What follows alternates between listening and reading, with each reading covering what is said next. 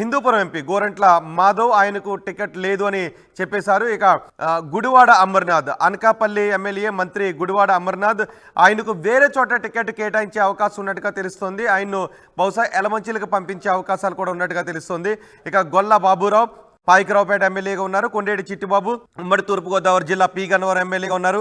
Pendem Dorababu Pithapuram MLA, Jyothula Chantibabu Jaggampeta MLA. ఆయన కూడా వేరే పార్టీలోకి వెళ్ళే ఆలోచన చేస్తున్నారు. జనసేనలోకి బహుశా వెళ్ళే అవకాశం ఉంటుందంటూ చర్చ జరుగుతోంది. ఇక Parvatha Purnachandra Prasad Prathipadu MLA, Siddharth Reddy Kadiri MLA, Chennakesava Reddy Yemmiganur MLA, Chitti Phalguna Araku MLA, Malladi Vishnu Vijayawada central ఎమ్మెల్యేగా మల్లాది విష్ణు ఉన్నారు. ఆయన భవిష్యత్ కార్యాచరణ ఏంటి ఈరోజు మధ్యాహ్నం ప్రకటించే అవకాశం ఉంది. సో ఇలా మొత్తానికి 13 మంది ఎమ్మెల్యేలు సీటుకి అల్లంతవుతుంది. అందులో గుడివాడ అమర్నాథ్కు బహుశా ఎలమంచిల నుంచి టికెట్ ఇచ్చే అవకాశాలు కూడా ఉన్నాయి. ఆయన స్థానాన్ని మార్చే అవకాశాలు